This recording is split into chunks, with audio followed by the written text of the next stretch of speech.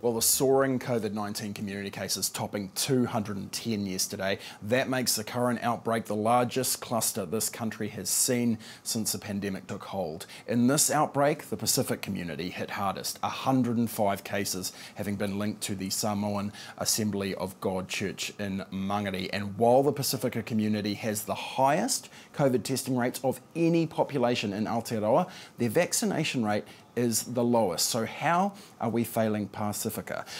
Pacific clinical health expert Dr. Collin Tukuitonga is part of the Pacific COVID-19 response team, and he joins me now. Kia ora.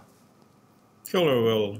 Listen, alongside Māori, Pacifica communities have one of the lowest vaccination rates in the country. Is the government failing our Pacifica community on this? Some of my colleagues who are healthcare doctors have put it that way. There is no doubt that the coverage rates for Māori and Pacifica people is the lowest in the country, and it's a real concern, of course, because we're well aware of the risks faced by Māori and Pacifica people in respect of COVID-19. And perhaps what we're saying is that over and above the standard vaccination rollout plans, there should be additional targeted options for Pacifica in a church setting, or like in the marae for Māori, for example. In other words, we've got to be a bit more imaginative in respect of how we can reach all our communities effectively. It's easy to say, you know, people are hesitant or people are not keen on vaccination, but really I think we've got to make it easier for people to get the vaccination. We had a hui Zoom the other night with the Niue community, and the overwhelming impression I had was people say how hard it was to get vaccination, to go online and make a booking. You know, it's not easy, and I understand that's part of the reason why we see such low rates in Māori and Pacifica people. Do you get the feeling the government's moving on this? Because we've spoken to Māori hauora organisations as well that have kind of said similar things to that. And you look internationally, you look at Native Americans, for example, they have amongst the highest vaccination rates because there are programs targeting them. Is the government moving on this in your view?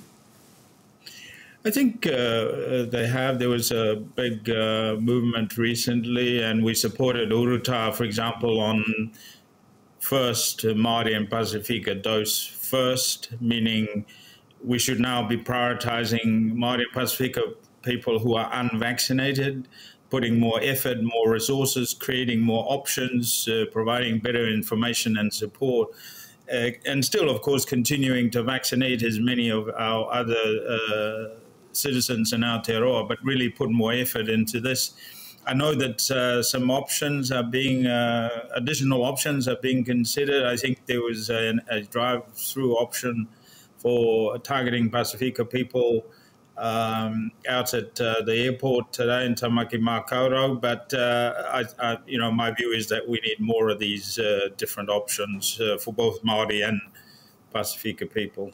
I want to ask you about how concerned you are about misinformation and community uncertainty around the vaccine safety. There seems to be a lot of this content sort of being spread online at this point. Is it persuading people away from getting vaccinated in the Pacifica community? Oh, without a doubt, the Pacifica people are like Māori and others. You know, they're subject to all kinds of misinformation and disinformation. They're really active users of that authority on knowledge called Facebook. And of course, there's a whole lot of stuff going on there. And like Māori, you know, there's a number of activities underway to try and direct people to the authoritative sources of information, like the Ministry of Health. Is it working, do you think? Is it working, do you think? Because a lot of Māori hauora organisations are kind of going, well, there appears to be an attitude of the government almost ignoring it, this idea that if you don't give it air, then maybe people will stop believing it. Is it working in Pacifica communities? Or different people will have different views, no doubt. Some would say if you respond to it, you're feeding it. Our view is you're better to provide as much information, particularly for us in our first language. in the different languages, that would help. And of course, young people are very active on social media. So my view is, and shared by many of my colleagues, is you're better to counter it, to call it out, to try to provide the facts and direct people to appropriate information sources.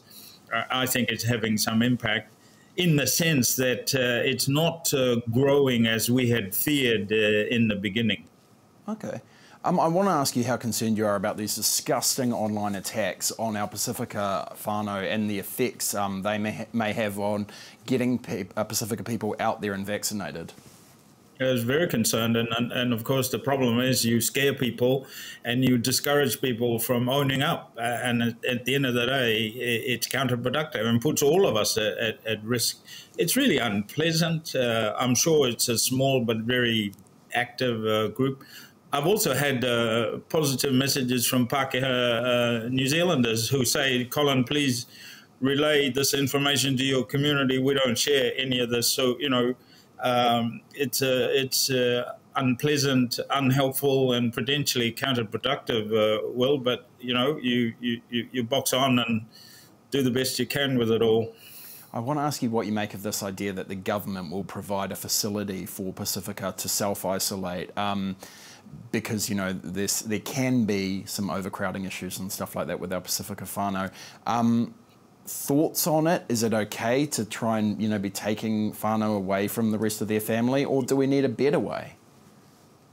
Oh, no doubt crowding, overcrowding, small houses and big whānau is an issue. I know that there are options already agreed and available. Holiday Inn is one of those, I understand, where, I mean, obviously, I think for our teams here at Auckland Regional Public Health, we try to keep people together in the home if possible.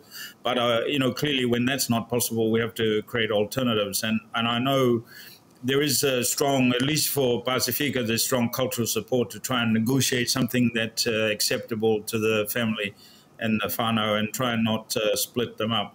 But the reality is we have to look at options outside the family setting, simply because it's impractical to isolate safely, and all of those issues that your listeners will be familiar with. Dr. Collin Tukuitonga, thank you so much for your mahi and for your time. Kia ora, Will. Thank you for having me.